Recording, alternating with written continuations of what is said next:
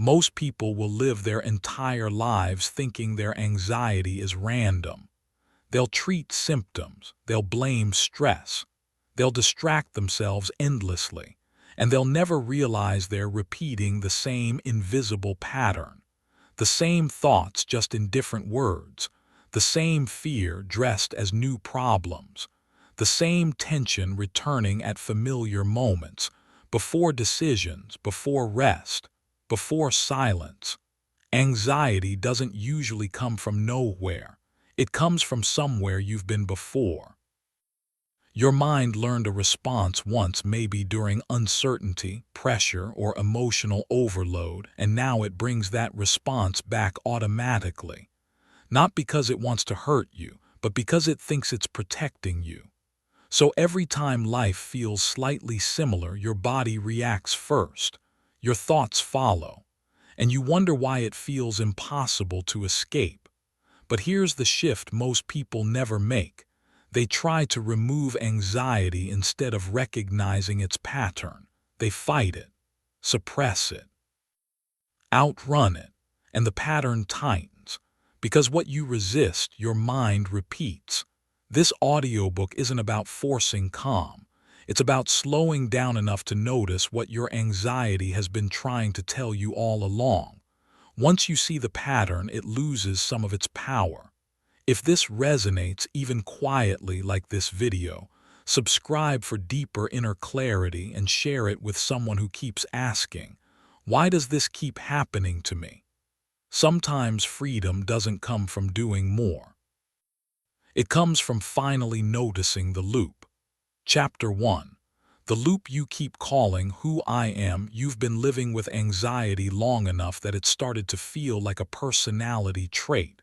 Like it's just part of your wiring, like it's the weather in your mind that you can't control, only tolerate. But that is what anxiety is. Anxiety is not identity. Anxiety is pattern. And patterns repeat until you interrupt them. Most people think anxiety is random, that it comes out of nowhere, ambushes you in the middle of an ordinary day, steals your breath, tightens your chest, floods your mind with problems that haven't happened yet. But if you zoom out far enough, you'll see it isn't random at all. It has timing, it has triggers, it has a familiar script, it has a predictable ending. It's a loop you've run so many times that your mind can do it without permission. Here's what makes this difficult. Anxiety is convincing. It doesn't announce itself as fear. It announces itself as logic. It shows up wearing a suit and carrying a clipboard. It speaks in warnings that sound responsible. It doesn't say, I'm terrified. It says, we should probably think about this a little more. It doesn't say, I'm panicking. It says, let's not be reckless. It doesn't say, I don't feel safe. It says, what if something goes wrong? And because it sounds smart, you listen. Imagine you're driving a car with an overly sensitive alarm system. Every time you pass a shadow on the road, the dashboard screams that you're about to crash. The alarm isn't evil, it's trying to protect you, but it's miscalibrated. It mistakes harmless information for danger. Now picture driving like that every day. Eventually, you'd start braking for shadows. You'd start gripping the wheel so tightly your hands hurt. You'd scan the road for threats that aren't there. Your whole driving style would change. Not because the road is dangerous, but because the alarm trained you to act as if it is. That's how anxiety trains a life. I want you to meet someone named Maya. Maya doesn't think she has a pattern. Maya thinks she has bad days. Maya is sharp, capable, respected. But every morning before her feet touch the floor, her mind checks for problems like a guard searching for intruders. If she wakes up feeling good, she immediately wonders how long that will last. If she wakes up feeling tired, she treats it like evidence that something is wrong with her. She scrolls her phone and absorbs other people's lives like a report of everything she's failing to do. She makes coffee but doesn't taste it. She replies to messages quickly because silence makes her uneasy. She works hard, but the harder she works, the more her mind invents new standards she hasn't met yet. At night, when the lights go out, Maya's mind turns on. That's when she reviews conversations, rewrites her sentences, checks if she sounded stupid, worries about tomorrow, worries about the month, worries about the decade. She tells herself she's just thinking things through. But it's not thinking, it's rehearsing fear until it feels like preparation. Maya's pattern isn't mysterious, it's precise.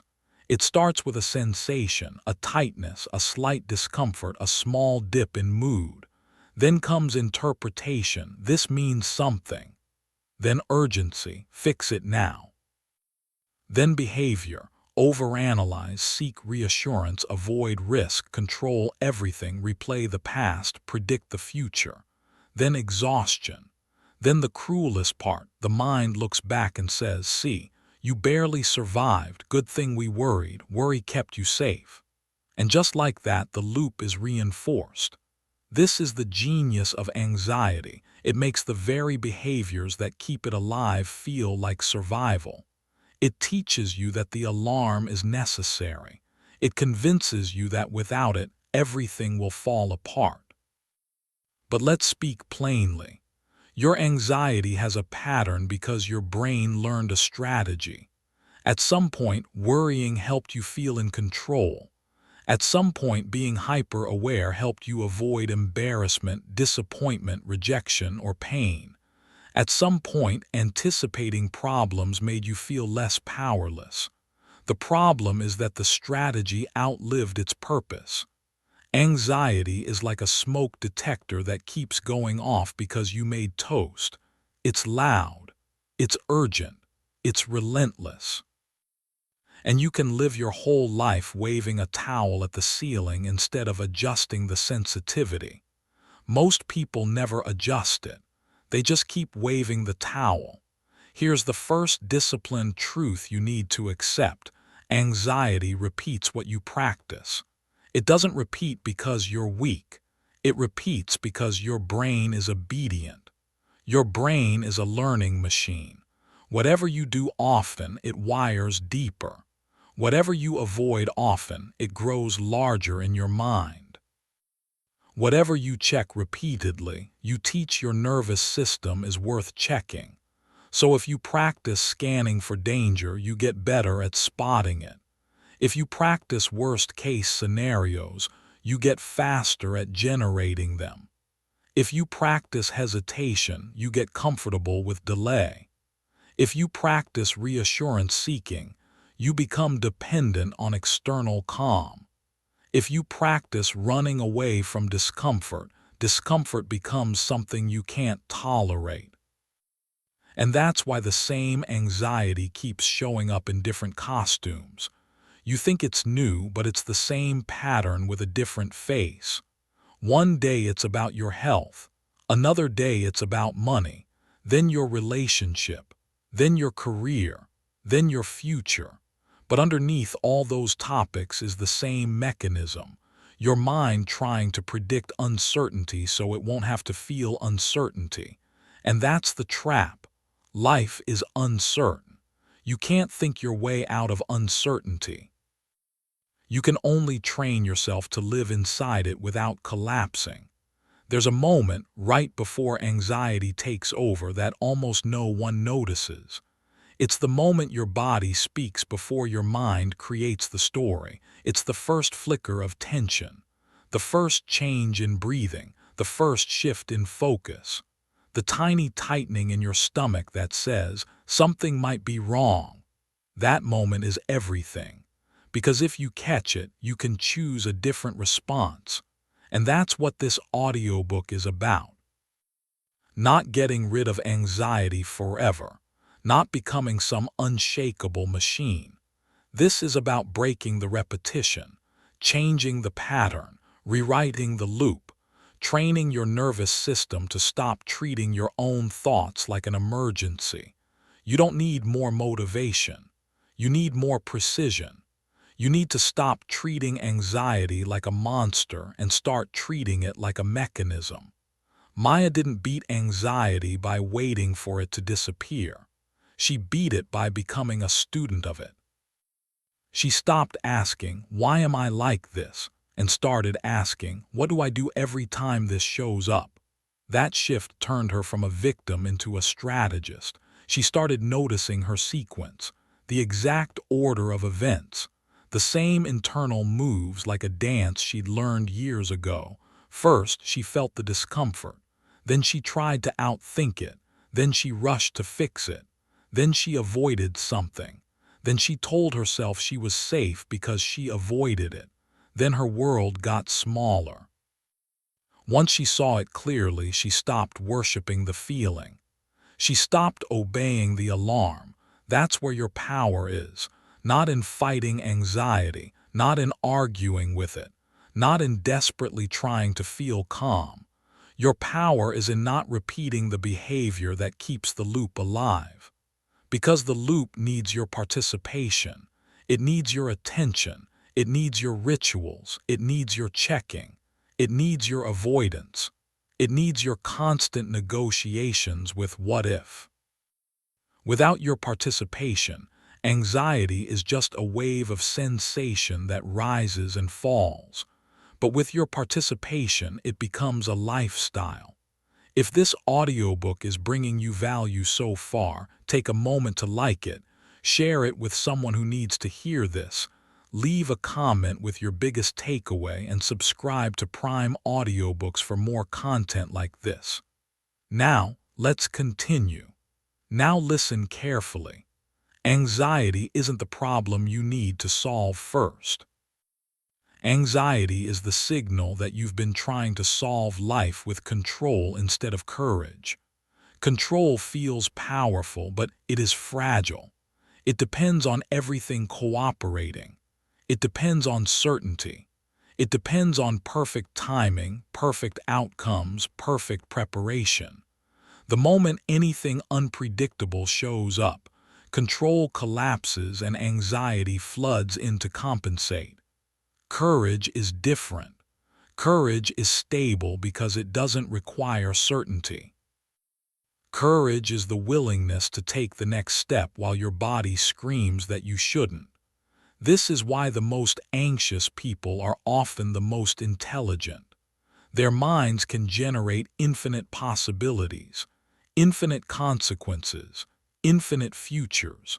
They can simulate disasters with cinematic detail. They can see 10 steps ahead and invent a trap behind every door. Their minds aren't broken.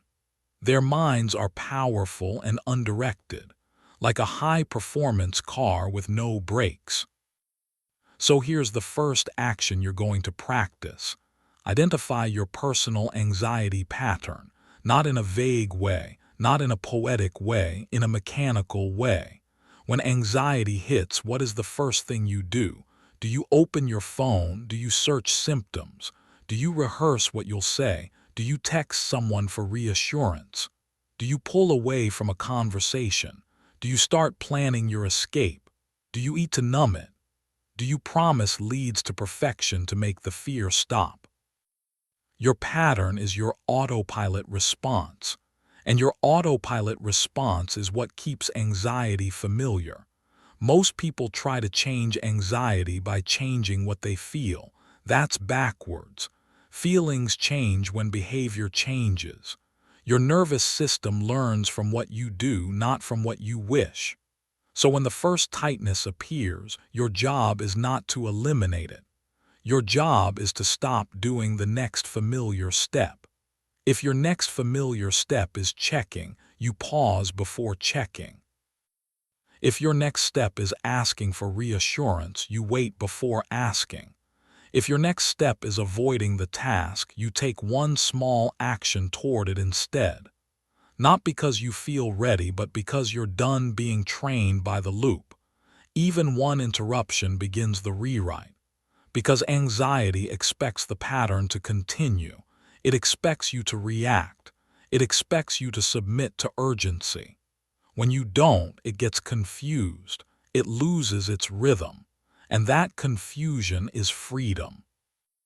Think of it like walking a path through tall grass. Every time you walk the same way, the path gets clearer. It becomes easy, automatic, comfortable, but comfort isn't always good. Some comforts are cages. To build a new path, you have to step into the grass. It scratches at your legs. It feels wrong. It feels unfamiliar. But the more you step there, the more that new path becomes real. Your anxious loop is just a well-worn path, and you're about to stop walking it. As this chapter comes to a close, let the idea settle into your bones. You are not your anxiety. You are the one who repeats the pattern, and that means you are the one who can change it. The loop has been rehearsed, not destined. Your nervous system has been trained, not doomed.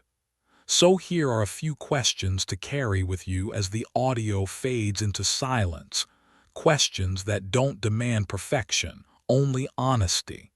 When anxiety shows up, what is the first move you make without thinking? What ritual do you perform that you call coping, but secretly keeps the fear alive? What discomfort have you been trying to solve with control instead of meeting with courage? And if you interrupted your pattern just once today, what would you do differently in that moment? Chapter 2. Your body pulls the alarm before your mind writes the story. Last chapter, you saw the truth most people avoid. Anxiety isn't a curse, it's a loop. It repeats because you repeat it, and it stays powerful because it recruits you into the same rituals every time. The moment you stop obeying the next familiar step, the pattern begins to break. Now we go deeper, because the real trap isn't just what you do. It's what you believe is happening when you feel anxious. Most people don't realize they're living under a misunderstanding. They think anxiety is proof that something is wrong. But anxiety is often proof that your body is trying to protect you from uncertainty in the only way it knows how. Your body reacts first, always. Before your mind forms a sentence, your nervous system makes a decision. It senses a shift in the environment, an internal sensation, a memory cue, a social signal, a possibility, and it flips a switch. Heart rate changes, muscles tighten, breath shortens, focus narrows. You don't choose that moment, it happens. Then your mind arrives like a lawyer rushing into court, looking for evidence to justify the feeling. This is where the pattern gets its power, because the mind doesn't like unanswered alarms. It hates ambiguity. It hates an alert without an explanation, so it creates one. It assigns a meaning to the sensation, and it does it fast. If your chest tightens, the mind says, "Something is wrong with my health." If your stomach drops, it says, "This meeting is going to go badly." If your breath catches, it says, "I'm about to embarrass myself." If your focus scatters, it says, "I'm losing control." But the sensation came first, the story came second, and yet you've been living as if the story is fact. Think about the last time anxiety hit you. It probably didn't say, "Hello, I'm an old pattern." It said, "Pay attention, this matters." You felt urgency, and urgency has a special effect on the human brain. Urgency makes you treat thoughts as commands. Urgency makes you treat feelings as truth. Here, the discipline shift you're going to make. You will stop treating the alarm as evidence of danger. You will treat it as evidence of activation. Activation is not the same as threat. You can be activated because you care, because you're about to do something meaningful, because you're stepping into growth, because you're facing uncertainty, because your body learned a long time ago to interpret intensity as risk. Some of the most anxious moments happen right before something good. A promotion, a date, a move, A new project, a hard conversation, a decision that matters. Anxiety loves those moments because they contain the one ingredient it cannot tolerate, the unknown. So it tries to control the unknown with prediction. And it does it using the tool it trusts most, your imagination. Your imagination is a gift when it builds a vision. It's a weapon when it builds catastrophes. Anxiety hijacks imagination and turns it into a machine that prints fear with perfect detail. It doesn't just warn you that something might go wrong. It shows you exactly how. It gives you a full movie, complete with sound effects, shame, aftermath, and regret. The body reacts to that movie as if it's real. This is why someone can be sitting safely in a room and still feel like they're about to die. The threat isn't in the room. The threat is on the screen inside their mind. And the nervous system doesn't know the difference between a real cliff and an imagined one. It only knows that it feels like danger. That's why you can't think your way out of anxiety by arguing with it. Anxiety isn't impressed by logic when your body is activated. In that state, logic becomes fuel. You tell yourself, it's fine, and the mind replies, but what if it is? You list reasons you're safe, and anxiety responds. That's exactly what someone says before something happens. So instead of wrestling with the story, you learn to regulate the system that wrote the story in the first place. Let me tell you about Jordan. Jordan used to have anxiety attacks before presentations. Not because he didn't know the material, he knew it cold, but right before speaking his hands would shake, his heart would race, his mouth would dry, and his mind would scream, "You're about to mess up." He tried everything the typical way. He practiced more. He over-prepared. He memorized every word. He forced himself to think positive. And the anxiety kept coming because none of that addressed the real issue. The real issue was that Jordan's body had learned a simple association. Speaking in front of people equals danger. Not logical danger, social danger. The kind of danger your nervous system treats like exile. Because deep inside the human brain is an ancient rule. If the tribe rejects you, you don't survive. So Jordan's nervous system wasn't trying to ruin his career. It was trying to keep him safe from imagined leads to humiliation. Here's what changed everything. Jordan stopped trying to eliminate the feeling. He stopped waiting to feel ready. He stopped demanding calm before action. Instead, he trained his body like an athlete trains under pressure. He practiced breathing in a way that told his nervous system, "We are not being hunted." He lengthened his exhale because the exhale is a signal of safety. He relaxed his jaw and shoulders because tension is a signal of threat.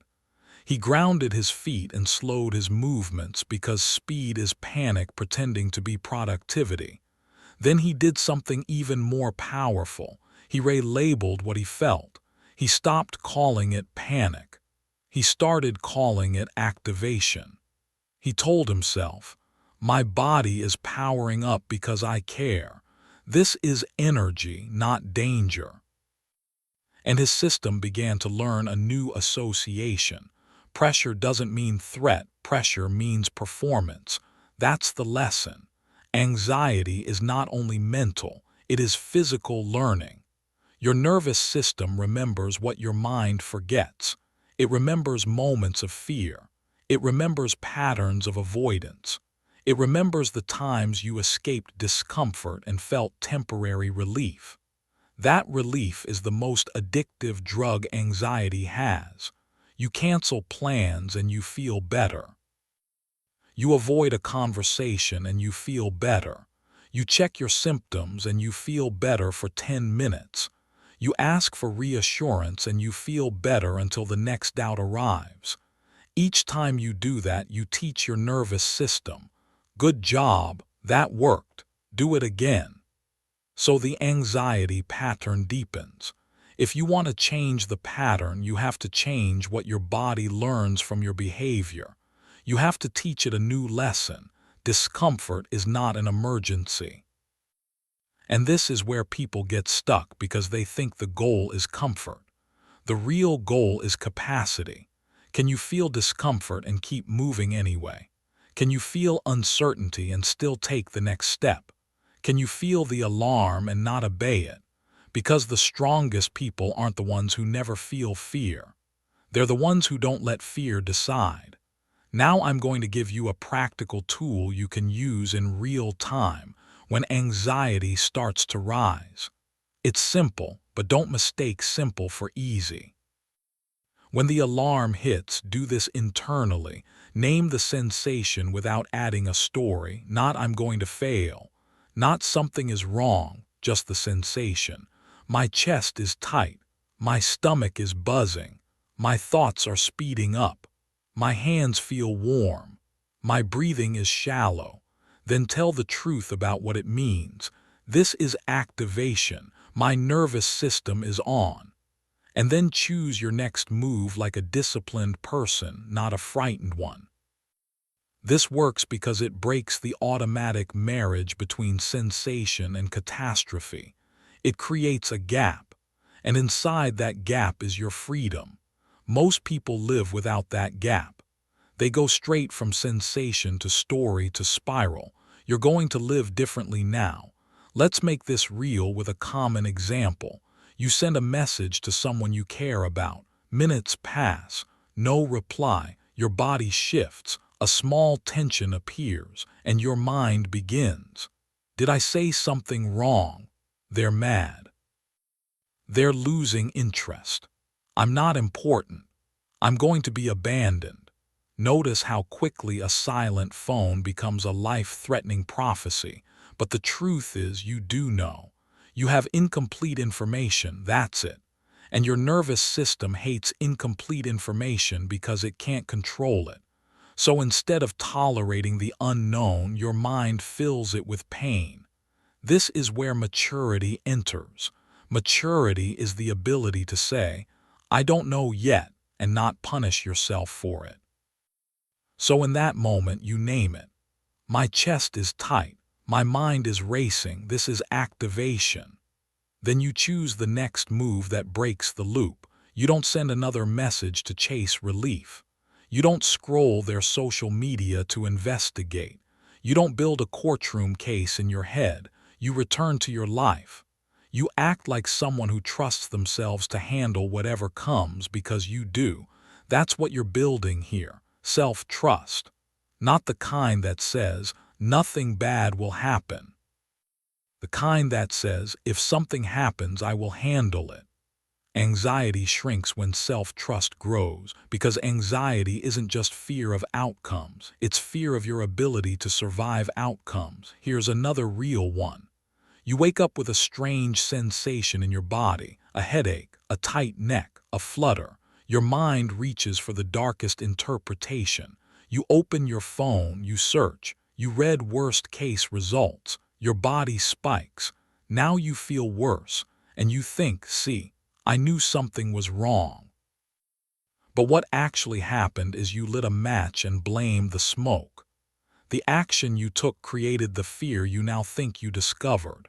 So next time you practice the interruption, you say, "My body is activated. That doesn't mean I'm in danger." You drink water, you move, you breathe, you wait. You refuse to feed the loop with frantic research. You stop treating uncertainty as a crisis. This isn't denial, this is discipline. Denial says nothing matters. Discipline says, "I will respond wisely, not impulsively." Now listen. There will be moments when your anxiety is loud, so loud it feels like it's taking your body hostage. In those moments, your job is not to win an argument in your head. Your job is to lower the volume in your nervous system. You do that with the basics that anxious people ignore because they seem too simple. You breathe slower than your panic wants to breathe. You unclench what you've been clenching. You soften your gaze instead of staring at one problem. You speak to yourself like a leader, not a victim. You move your body because stuck energy becomes fear. Most importantly, you stop acting like urgency is truth. Urgency is just a sensation. You don't have to obey it. And if you want a line to live by, make it this: the first feeling is not the final verdict. You can feel fear and still be safe. You can feel uncertainty and still be steady. You can feel discomfort and still be capable. Anxiety is not a stop sign. It is a signal that you are standing at the edge of the unknown. And that edge is where your life expands. If this audiobook is bringing you value so far, take a moment to like it, share it with someone who needs to hear this, leave a comment with your biggest takeaway, and subscribe to Prime Audiobooks for more content like this. Now, let's continue. Now let the end of this chapter leave you with a new kind of control, not control over life, but control over your response. You are building the skill of staying present while your body is activated, and that skill is priceless. As you sit with what you've heard, ask yourself quietly, when my body sounds the alarm, what story does my mind write the fastest?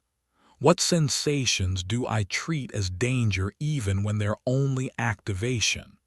Where in my life have I been using urgency as an excuse to avoid discomfort?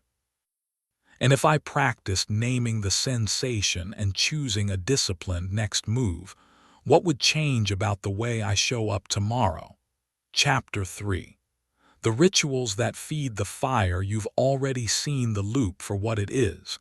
Not an identity, but a pattern you've rehearsed. And you've learned a second truth that changes everything once you feel it in your bones.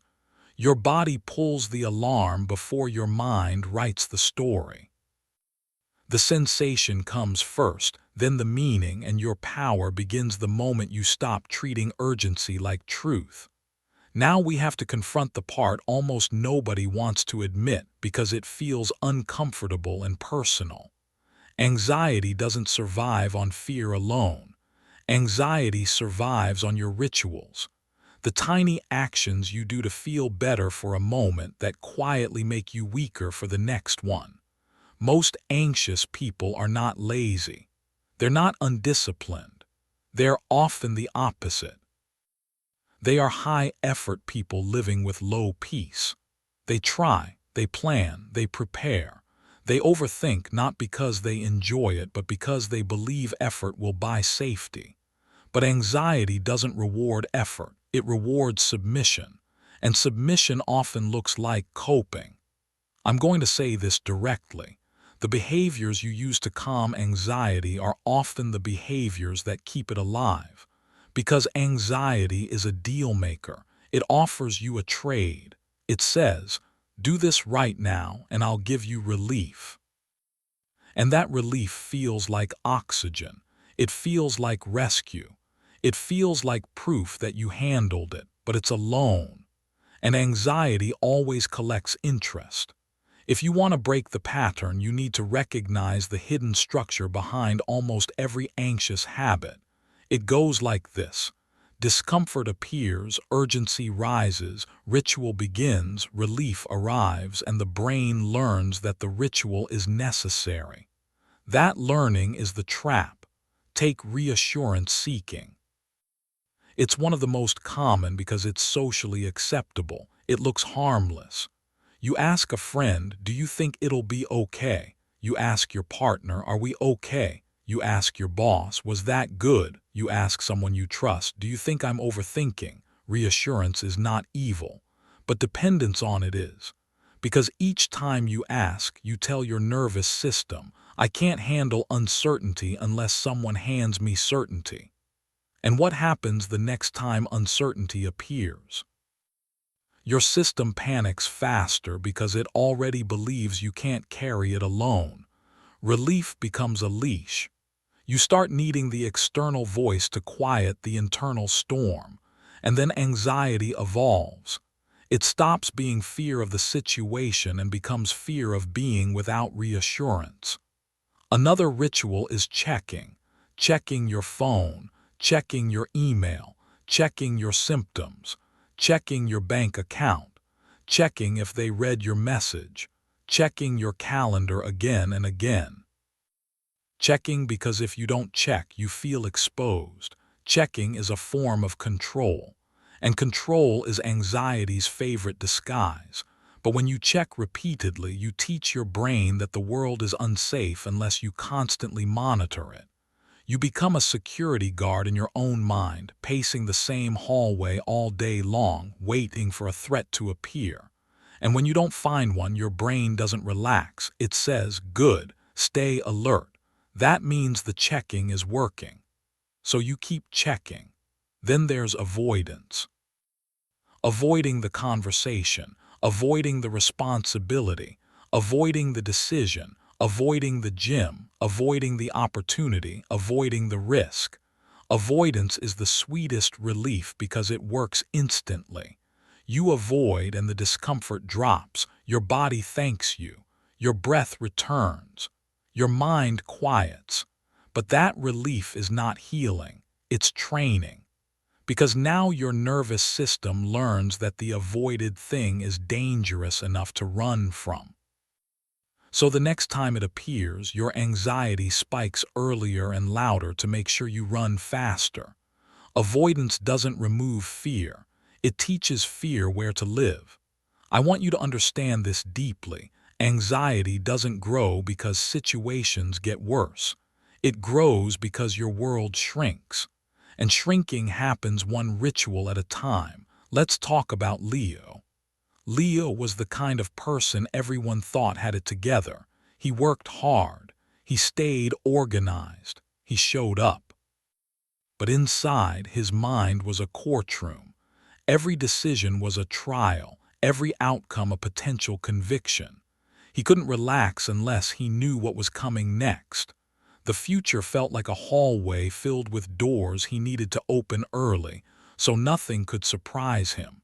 It started small. He began checking work messages late at night, just in case. He started rehearsing conversations in his head before he had them. He started arriving absurdly early to events so he could control the environment. And every time he did it, he felt a little better. But then one day, he noticed he couldn't sit through a movie without checking his phone. He couldn't enjoy a weekend without thinking of Monday. He couldn't take a walk without turning it into productivity. His life was full, but his nervous system was starving. Leo didn't need more organization. He needed to break the ritual that told his body it was never safe. So he made a decision that sounded small but changed everything. He started delaying the ritual, not stopping it perfectly, not becoming superhuman overnight, just delaying. When the urge to check hit, he waited 2 minutes before checking. When the urge to ask for reassurance hit, he waited 5 minutes before asking. When the urge to avoid hit, he took one tiny step toward the thing he wanted to run from. At first, it felt unbearable. His body hated the delay. It begged him to go back to the old pattern. It screamed that something would go wrong if he didn't act now.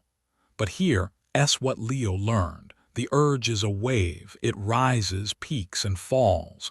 The problem is most people obey at the peak. They never stay long enough to see it fall. This is one of the most important skills you will ever build, staying present through the peak. The urge feels like a command, but it's not. It's a sensation asking for a habit, and habits can be retrained. So Leo practiced what I call proving safety through behavior. Not through thoughts, not through affirmations, through action. He taught his nervous system a new lesson. We can feel this and not panic. We can feel this and not run. We can feel this and survive. That is how you rewrite the pattern. You don't argue with anxiety. You outgrow it. Here's a metaphor you'll remember. Imagine anxiety is a fire and your rituals are oxygen. Every time you check, every time you seek reassurance, every time you avoid, you're opening a window and letting oxygen flood in. The fire flares up, then it settles, and you think you did something right, but you didn't put out the fire. You fed it and then watched it calm down when it got what it wanted. Real change is suffocation. You close the window, you let the discomfort exist without feeding it, and the fire struggles. It grows louder at first. It tries harder. It throws sparks. It makes you question everything. That doesn't mean you're failing. That means it's working. Anxiety always escalates before it weakens because it's trying to pull you back into the pattern. So if you practice delay and discomfort rises, don't interpret that as danger. Interpret it as withdrawal. Your nervous system is withdrawing from a relief addiction it never realized it had. Now I'm going to give you a rule that will save you from years of repeating the same loop. Relief is not the goal. Freedom is the goal. Relief is temporary. Freedom is durable. Relief asks, how do I feel better right now? Freedom asks, who am I training myself to become? Because every time you choose the ritual, you become the kind of person who needs it. And every time you resist the ritual, even briefly, you become the kind of person who can tolerate life. That's the real victory. Not feeling calm all the time, but being capable all the time. Here, what this looks like in the real world in the moments that matter. You feel anxious before a call.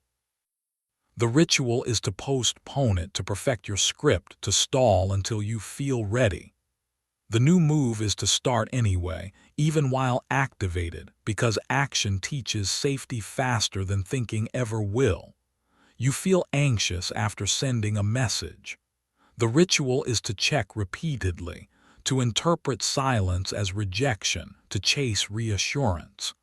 The new move is to return to your life, because your worth is not decided by response time. You feel anxious about your health.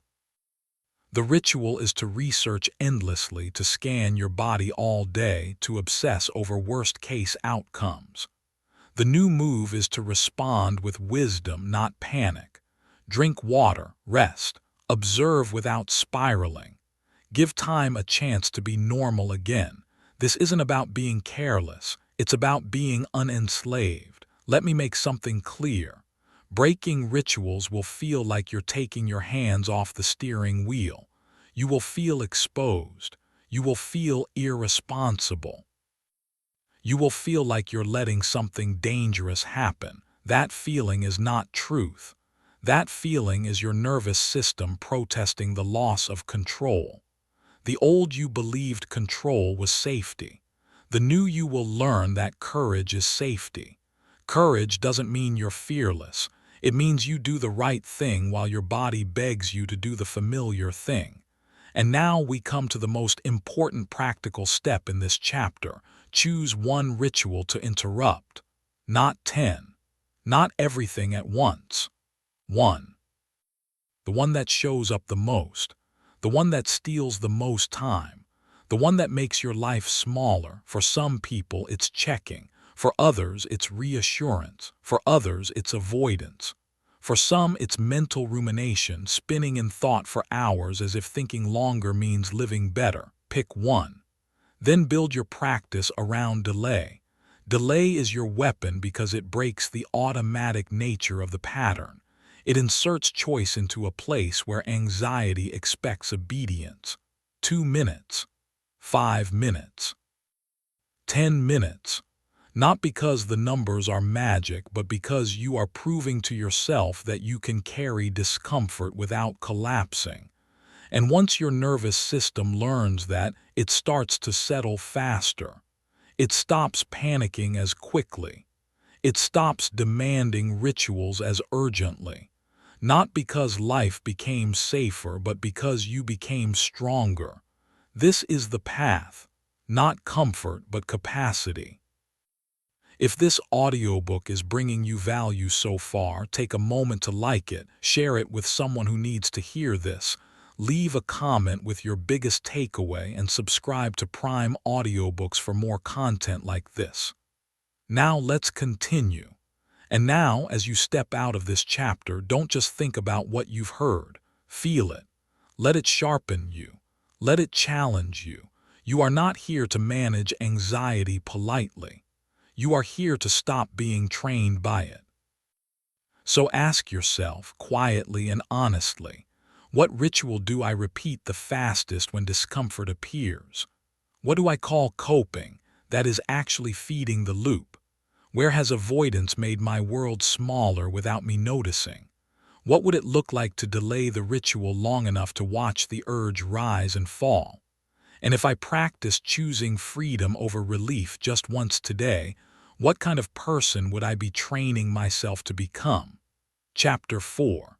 The moment you stop running, you've seen the loop. You've learned that your body sounds the alarm before your mind explains it. And you've confronted the rituals that keep the fire alive, the behaviors that give you relief now and steal your freedom later. If you've been paying attention, you can feel the shift already. Anxiety isn't a mystery anymore.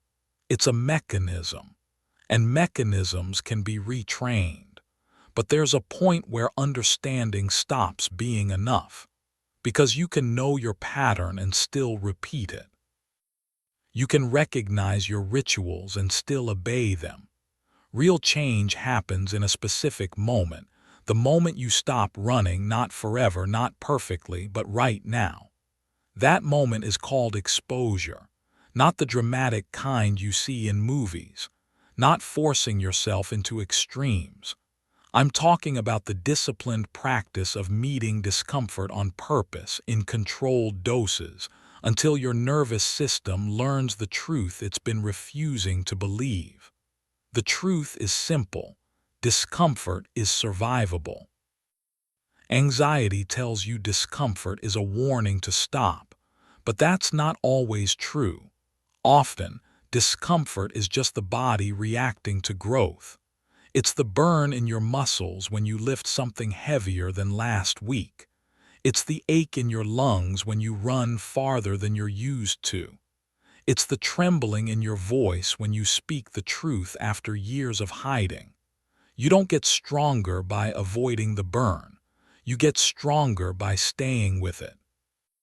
Most anxious people are living with a nervous system that never gets to complete the lesson. The lesson is not "this is safe." The lesson is "I can handle this." That distinction matters, because you can't make life completely safe, but you can become someone who can handle life. Exposure is how you train that. If you've ever had an anxiety spike and then escaped it, you've trained your brain to believe escape is necessary. You've proven the danger story, not with words but with behavior. And the brain trusts behavior more than it trusts your intentions. So the retraining must also happen through behavior. You meet the sensation, you stay, you do not run, you let the wave rise, peak, and fall without feeding it a ritual. And when it falls, your nervous system records something new. We survived without escaping. That is the moment your pattern begins to lose its grip. Let's talk about someone named Rena. Rena's anxiety wasn't loud all the time. It was strategic. It showed up when she tried to do anything that might make her visible, speaking in meetings, posting her work publicly, starting a new project, even texting first in friendships. Her mind called it being careful. But it was fear of judgment wearing a professional mask. Rena's ritual was avoidance mixed with perfectionism. She would tell herself she was waiting for the right time. She was preparing. She was refining. But the truth was she was hiding, and hiding felt like relief. Then one day she realized something painful. Her life was becoming a museum of potential. Everything looked impressive from a distance, but nothing was alive. She was tired of that. So she started practicing exposure, but she did it the right way. Not by throwing herself into the deep end, by building a ladder out of small steps. Her first step was simple. She spoke one sentence in a meeting, even when her body felt activated. Just one. She didn't wait to feel ready. She didn't rehearse for 20 minutes. She spoke anyway, and then she sat in the discomfort that followed. Her mind tried to pull her back into the loop. You sounded stupid. They noticed your voice shake. You should have said it differently. She recognized the story, named the activation, and refused to perform the ritual of mental punishment, and nothing collapsed. Then she did it again the next week. Another sentence. Another moment of discomfort, another wave, another survival. Weeks turned into months and something changed. The anxiety didn't vanish, but it stopped controlling her, because she stopped treating discomfort like a threat. Rena didn't become fearless. She became trained. That's what you're doing here. Training. Anxiety makes you believe that if you feel fear, you must stop. Exposure teaches you a new equation. Fear can exist and you can still move. Now I want to give you a structure to make exposure practical, because discipline without structure becomes chaos, and chaos feeds anxiety. First, you choose one area where anxiety shrinks your life. One, not everything. Maybe it's social situation. Maybe it's speaking up. Maybe it's making decisions without overthinking. Maybe it's being alone without distractions. Maybe it's driving. Maybe it's starting tasks instead of delaying them. Maybe it's letting messages sit without checking. Whatever it is, you name it. Then you create a ladder of challenges from easiest to hardest, not in your head but in your life. The goal is not to overwhelm yourself. The goal is to stretch. If your anxiety is social, the first rung might be making eye contact with the cashier and saying a full sentence.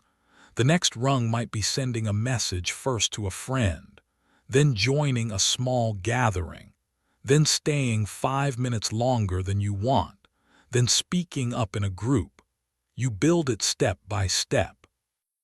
If your anxiety is decision-making, the first rung might be choosing what to eat without reading reviews. The next rung might be buying something small without researching for an hour, then making a plan for the weekend without asking 3 people for reassurance, then making a bigger decision and committing, even while your mind complains. If your anxiety is checking, the first rung might be leaving your phone in another room for 10 minutes, then 30, then a full hour, then going on a walk without it.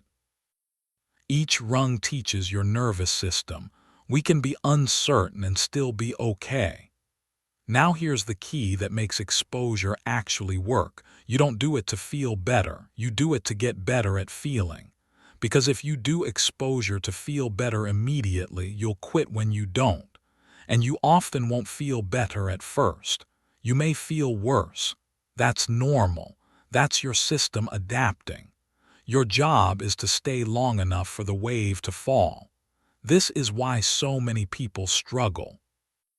They take one step into discomfort, feel the spike, and retreat. They think they're protecting themselves, but they're reinforcing the exact belief that keeps them trapped. I can't handle this.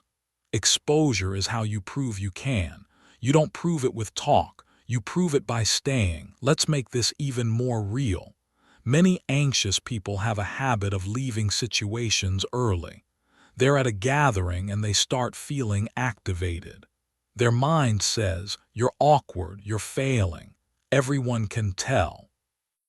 Their body wants out, so they leave. The moment they leave, the anxiety drops and they think, "Good call." But what did the nervous system learn? It learned that leaving is the solution. It learned that staying is dangerous. So next time it escalates earlier. Exposure would look like staying 5 minutes longer than you want to. Not pushing yourself into misery, but stretching your tolerance. Feeling the discomfort, naming it, breathing through it, and remaining present. That 5 minutes is not small. It's a vote for a new identity. It's a message to your nervous system. We don't run our life based on waves. Another example is rumination, the endless replaying, rehearsing, analyzing. The mind thinks it's solving something, but it's actually keeping you stuck in a loop. Exposure for rumination is allowing an unanswered question to remain unanswered. Your mind says, "What if I made the wrong choice?" You respond, "Maybe I did, maybe I didn't." And you return to what you're doing. That feels illegal at first. It feels like you're being reckless, but you're not. You're training uncertainty tolerance, which is the real skill anxious people lack. Because the opposite of anxiety isn't calm. The opposite of anxiety is trust. Trust in your ability to handle outcomes. Trust in your resilience. Trust that you don't need perfect certainty to move. Now here's where the discipline part comes in. Exposure is not a one-time event. It's a practice. And your nervous system learns through repetition. That's why your anxiety pattern got strong in the first place. Repetition built it, so repetition will unbuild it. This means you need to stop waiting for motivation. Motivation is unreliable. It comes and goes, but a schedule is loyal. Pick a frequency, daily if possible, even if it's small, even if it's only 5 minutes. 5 minutes of doing the thing you avoid. 5 minutes of resisting the ritual. 5 minutes of staying with discomfort. That is training, and training changes you, not instantly, but inevitably. You will notice something as you practice. The anxiety might still show up, but it arrives with less authority. It doesn't feel like a commander anymore. It feels like noise. It can shout, but it can't force you. And that is freedom. There's another layer here that most people miss. Exposure doesn't just teach you that you can handle discomfort. It teaches you that discomfort itself is temporary. Anxiety thrives on the illusion of permanence. It tells you this will last. It tells you you'll never come down. It tells you this means something terrible. But when you stay with the wave, you learn the truth. The wave peaks and falls. The body returns. The moment passes. You start to trust the rhythm of your own system again. This is why people who do this work become grounded. Not because they eliminated fear, but because they stopped panicking about fear's existence. Fear became a weather pattern, not a prison. Now let's talk about the moment you're in the middle of exposure and your mind tries to sabotage you. It will happen. The mind will say, "This is stupid. This isn't working. You're making it worse. You should stop." That's anxiety protecting itself. That's the pattern fighting for its life. Your response must be steady, not dramatic, not angry, just firm. You say, "I know what this is. This is activation. This is a wave. I'm staying." You keep breathing. You keep your shoulders relaxed. You keep your gaze soft. You keep your actions simple, because your goal isn't to win a fight, it's to teach a lesson. And the lesson is learned through calm persistence. If you take only one thing from this chapter, take this. Your freedom is on the other side of the discomfort you keep avoiding. Not by leap, by steps. Not by perfection, by repetition. Not by waiting to feel ready, by acting while activated. If this audiobook is bringing you value so far, take a moment to like it. Share it with someone who needs to hear this. Leave a comment with your biggest takeaway and subscribe to Prime Audiobooks for more content like this. Now, let's continue. Now, as you let this chapter settle, don't ask yourself whether you're brave enough to never feel anxious again. That's not the question. The real question is whether you're willing to stop running long enough to retrain your nervous system. So ask yourself this, and let the answers be honest, not dramatic. What is one area where anxiety has been shrinking my life? What is the smallest step I could take toward that fear without overwhelming myself? When discomfort rises, what ritual do I usually perform to escape it? And what would it look like to stay 5 minutes longer instead? And if I repeated that practice daily, who would I become in a month, in 6 months, in a year? Chapter 5. The identity you built around fear. You've been dismantling the machine piece by piece. You saw the loop and learned it isn't who you are, it's what you've practiced. You learned the body sounds the alarm first, the mind writes the story second, and you began interrupting the rituals that feed the fire. Then you stepped into the real work, exposure, staying with discomfort long enough to teach your nervous system a new lesson.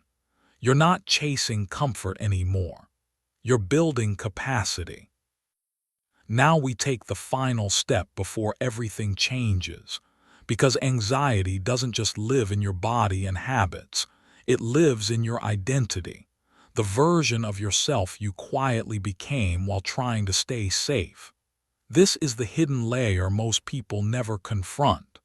They do breathing exercises, they learn strategies, they try to think differently, but they still lose because deep down they're protecting a self-image that was built around fear. You don't just have anxiety. In subtle ways, you might have become an anxious person. That sounds harsh, but it's not an insult. It's an invitation to grow, because when anxiety becomes identity, you stop questioning it. You start defending it. You start organizing your life around it as if it's a law of nature. You say things like, "That's just how I am. I'm just an overthinker. I'm not good with uncertainty. I'm the type who needs a plan. I can't handle surprises. I need to be in control." Notice how those statements sound like truth. They sound like personality, but they're not personality. They're strategies you repeated until they felt permanent. And if they were built, they can be rebuilt. Identity is not what you feel. Identity is what you repeatedly do. That means your identity is not trapped. It's in motion. But to change it, you have to stop treating the anxious version of you like the real you. There's a part of you that's been living as a caretaker of fear. It wakes up and scans for threats.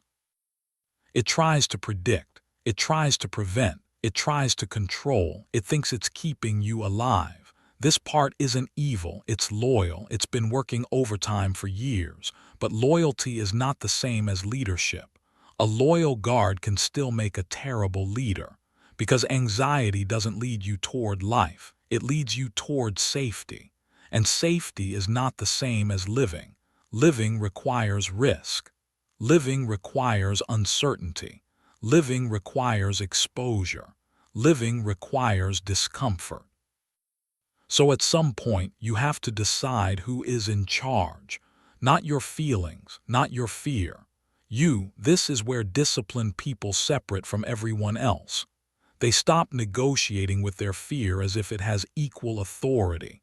They stop asking permission from anxiety to take action. They act and the anxiety follows.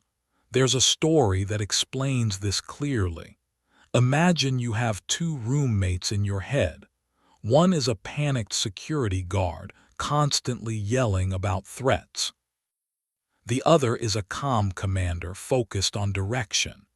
Most people let the security guard drive the car because it's loud, urgent, and convincing. But the security guard doesn't know where you're going. It only knows what it wants to avoid, so it drives you in circles.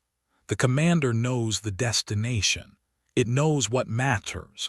It knows what kind of person you're building. And it understands something the guard doesn't. You can't avoid your way into a meaningful life. You have to choose which voice gets the wheel.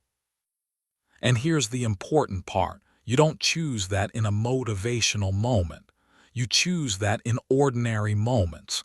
The moments where you usually repeat your pattern, when you don't send the second message, when you don't check, when you don't avoid, when you speak even with a shaking voice, when you start the task before you feel ready, when you sit with uncertainty without demanding it resolve instantly. Each of those is a vote for a new identity. This is how identity changes, not with declarations, with decisions. You need to understand something about anxious identity. It often hides behind positive traits. It hides behind being responsible, caring, thoughtful, prepared, considerate, hardworking. Those traits are real and they can be powerful, but anxiety takes those traits and turns them into armor. Responsibility becomes obsession. Caring becomes people-pleasing. Thoughtfulness becomes rumination. Preparation becomes perfectionism. Consideration becomes self-erasure. Hard work becomes burnout. And then you call it your personality. But it isn't personality, it's protection. And protection has a cost. It costs you spontaneity, it costs you rest, it costs you boldness, it costs you intimacy. It costs you opportunities you were ready for but too afraid to claim. So here's the hard question you must face inside yourself. Who would you be without your anxious strategies? If you weren't scanning for danger, what would you do with that mental energy? If you weren't rehearsing every possible failure, what would you create? If you weren't constantly managing impressions, what would you say honestly? If you weren't trying to control outcomes, what would you attempt? Some people are afraid to let go of anxiety because they believe it's the reason they succeed. They think, if I stop worrying, I'll become careless. That belief is one of anxiety's greatest lies. Worry is not competence. Worry is agitation pretending to be responsibility. Competence is calm action. Competence is preparation followed by execution. Competence is learning from mistakes without spiraling into self-hatred. Anxiety does not make you better, it makes you tired. So you're going to replace it with something stronger, disciplined confidence. Disciplined confidence is not loud. It doesn't brag. It doesn't depend on feeling good. It's quiet certainty that you will do what needs to be done, no matter what your feelings are doing today. It's the ability to say, I'm activated and I'm moving anyway. That is the identity shift. Now let's talk about a practical method to make this real, because identity change without a method becomes wishful thinking. The method is called acting as the person you're becoming, not faking it for others, not performing confidence, but choosing the behavior that matches the identity you want, even when your body is uncomfortable.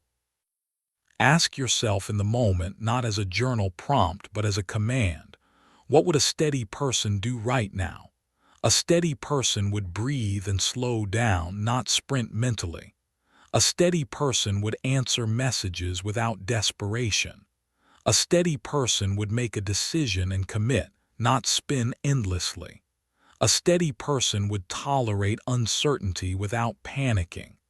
A steady person would do the hard thing early, not avoid it until it grows. You're not trying to become a different human. You're trying to become the version of you that leads instead of reacts. This identity shift also requires you to stop romanticizing your overthinking. Overthinking feels like work, and that's why it's seductive. It feels productive. It feels like you're taking action. But most overthinking is emotional avoidance. It's a way to stay busy so you don't have to feel the discomfort of doing. The anxious identity loves mental motion because mental motion feels like control. But control isn't the goal. Growth is. Growth requires real motion. The next time you catch yourself spiraling, don't ask, how do I stop thinking? That becomes another trap. Instead, ask, what is the smallest action I can take right now that proves I trust myself? Action breaks rumination. Action tells the nervous system, we are capable. Action pulls you into reality. This is why anxious people often feel better when they move, not because movement is magic, but because it returns you to the present. Anxiety lives in imagined futures. Action lives in now. And when you live in now, the loop starts to starve. There's another identity trap you have to see. Some people use anxiety as a shield from disappointment. If you worry enough, you feel prepared for pain. If you expect the worst, you think you won't be crushed when it happens. But that is not protection. That is pre-suffering. Pre-suffering doesn't stop pain. It doubles it. You suffer in advance and then suffer again if it happens. The disciplined identity doesn't do that. It says, if pain comes, I will handle it then. I will not donate today's peace to tomorrow's problems. That line alone can change your life if you live by it. You are not meant to spend your days paying for disasters that never arrive. Now I want to make this even more concrete with an everyday example that exposes anxious identity in a way you can't unsee. You're about to start something important. A project, a conversation, a workout, a decision. Your body activates. The anxious identity says, wait, prepare more, think more, get the perfect plan. But the disciplined identity says, start. It doesn't say start confidently. It says start. Because starting is the vote, starting is the interruption, starting is the moment you stop being trained by fear. You will never feel fully ready for the things that matter most. You become ready by doing them. That's how you become the person who can. And that person is already inside you. You've seen flashes of them in moments when you moved anyway, when you showed up anyway, when you spoke anyway, when you didn't obey the ritual. Those moments weren't accidents. They were evidence. Evidence that your anxiety is not your ceiling. It's your training ground. Now, as we approach the end of this chapter, I want you to feel the seriousness of what you're building. This isn't a motivational speech. This is a decision about the kind of life you're going to live. A life where anxiety is the boss will always be smaller than it could have been. A life where you lead will expand. So choose leadership. Choose the identity of a person who can carry discomfort. Choose the identity of someone who doesn't need certainty to move. Choose the identity of someone who acts on values, not moods. If this audiobook is bringing you value so far, take a moment to like it, share it with someone who needs to hear this. Leave a comment with your biggest takeaway and subscribe to Prime Audiobooks for more content like this. Now let's continue. And now, let the final minutes of this chapter settle into you like a new standard. Not a pressure, a standard. A quiet shift in how you see yourself. Because once you see anxious identity as learned behavior, you stop being loyal to it. So ask yourself, and let these questions guide you without forcing answers. What sentences have I been repeating that turn my anxiety into my personality? What strategies have I been calling who I am that are really just fear trying to stay in control? In the moments I feel activated, what would the steady version of me do next? And if I began casting votes for that steadier identity every day, what kind of life would start opening up in front of me? Chapter 6. The life that opens when you break the pattern. You've come a long way from believing anxiety was random or permanent. You saw the loop and learned it repeats because you repeat it, not because you're broken. You learned your body pulls the alarm before your mind writes the story, and you stopped feeding the fire with rituals disguised as coping. You stepped into exposure, stayed with the wave, and began building a new identity, one decision at a time, the identity of a person who leads instead of reacts. Now this is where everything comes together, because the goal was never to become someone who never feels anxious. The goal was to become someone who isn't owned by it, someone who can feel activation and still act with discipline, someone who can stand in uncertainty without begging for certainty, someone who can live wide instead of living careful. And that person is not in the future.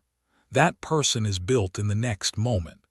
Anxiety has a pattern and you've been repeating it for a long time. But here's what most people miss. Your freedom has a pattern too. A quieter pattern, a stronger pattern, a pattern of self-trust, action, and resilience that grows every time you choose differently. Your old pattern looked like this: sensation, story, urgency, ritual, relief, repeat. A loop that trained you to believe discomfort was danger and avoidance was safety. Your new pattern looks different. It is not flashy. It is not dramatic. It is not perfect. It looks like sensation, pause, naming, choice, action, repetition. It looks like discomfort, breath, steady behavior, and the slow expansion of your world. This is what real growth looks like. Not the absence of fear, but the presence of leadership. Because leadership is what anxiety tries to steal. Anxiety wants you to live as if your nervous system is the ruler and your values are the servant. But the truth is, your values are meant to lead. Your values are meant to decide. Your values are meant to give your life a direction that fear cannot veto. So the final shift is simple, and it is ruthless in the best way. You stop asking anxiety what you should do, and you start asking your life, what does my life require from me today? What kind of person am I training myself to become? What choice makes my world bigger, not smaller? What action aligns with who I said I want to be? This is how you stop living as a responder and start living as a builder. Let's talk about what happens when you build. When you build, you stop waiting. You stop negotiating. You stop hoping the feeling will change first. You move first. And when you move first, you stop giving anxiety the role of permission giver. That's the end of the pattern right there. Because anxiety's secret power is not in how loud it gets, it's in how much you obey it. Obedience is the chain. So the chain breaks when you do what matters anyway. This is why you needed everything you learned before this chapter. You needed to see the loop to stop believing it was you. You needed to understand activation so you'd stop being tricked by urgency. You needed to recognize rituals so you'd stop feeding the fire. You needed exposure so your body could learn safety through experience. You needed identity so you could stop protecting the anxious version of you as if it was the real one. Now you need one final thing, a commitment. Not a motivational vow you forget tomorrow.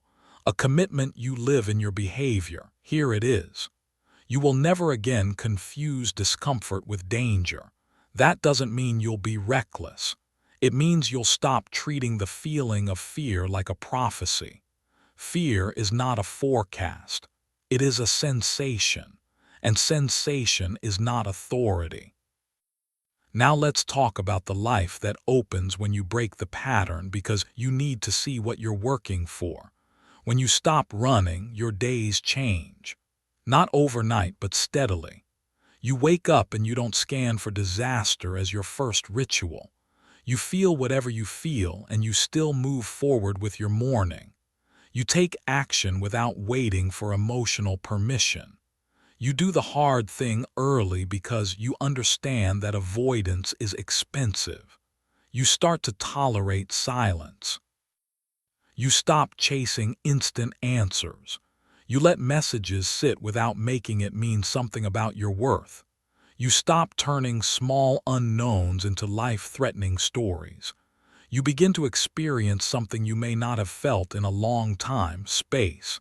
Space in your mind, space in your body, space in your day. That space becomes fuel. And with that fuel, you start building what anxiety kept delaying: the project, the skill, the relationship you show up for fully, the health habits you stop starting next week, the boundaries you stop apologizing for, the conversations you stop rehearsing and finally have. You build momentum, and momentum does something that hope can't do. Momentum makes you believe yourself. Because every time you do what you said you would do, even while activated, you cast a vote for self-trust. Self-trust is the enemy of anxiety. Anxiety grows where self-trust is weak. Anxiety shrinks where self-trust is strong. So every time you keep your word to yourself, even in a small way, you weaken the old pattern. Every time you delay a ritual, you weaken the old pattern. Every time you stay 5 minutes longer, you weaken the old pattern. Every time you choose action over rumination, you weaken the old pattern. Every time you accept uncertainty without trying to control it, you weaken the old pattern. This is not theory. This is training. Now understand this. The pattern will try to come back. Not because you failed, but because it's familiar. In stressful weeks, tired days, conflict, loss, major decisions, your nervous system might reach for the old script. And when it does, you will not panic about the fact that it returned. You will not turn it into a story about regression. You will not shame yourself for feeling human. You will simply recognize it. You will say, "This is the old loop trying to restart." And you will interrupt it with the same disciplined steps. Name the sensation. Tell the truth, activation, not danger. Refuse the ritual that feeds it. Take the next aligned action anyway. That's it. That's the blueprint. You don't need to win forever. You need to win today, one moment at a time. Because anxiety doesn't own you in the future. It tries to own you in the next 10 seconds. So take back the next 10 seconds. One of the most powerful changes you'll experience is that you will stop measuring your progress by how you feel. You'll start measuring your progress by what you do. Anxious people often live on a broken scoreboard. They think success means feeling calm, but calm is not always available on command. Sometimes you'll feel activated even when you're doing everything right. So the new scoreboard is behavior. Did I act according to my values today? Did I interrupt the ritual? Did I delay the checking? Did I stay present through the wave? Did I move toward what matters? That is progress. And the more you measure progress this way, the less you fear the feeling itself. Because you stop seeing activation as failure. You see it as part of the process. You stop chasing a perfect internal state and start building a powerful external life. Now I want to speak directly to the listener who is thinking, "This all makes sense, but my anxiety is heavy. My anxiety feels deep. My anxiety feels bigger than me." Listen closely. The depth of your anxiety is not proof of your weakness. It's proof of your sensitivity and your intelligence without a system. You've been trying to survive with a powerful mind and an untrained nervous system, and now you're training it. Even if you've lived in fear for years, patterns can change. Brains can learn. Bodies can relearn safety. Lives can expand. You are not late. You are not doomed. You are not behind. You are here. And being here means you're ready to stop repeating the loop. The next chapter of your life does not require you to become a different person. It requires you to become the leader inside the person you already are. A leader doesn't wait for fear to disappear. A leader moves with fear in the passenger seat and refuses to let it touch the steering wheel. So from this moment forward, you decide. You decide that you will not spend your life paying for disasters that never arrive. You decide that you will stop donating today's peace to tomorrow's problems.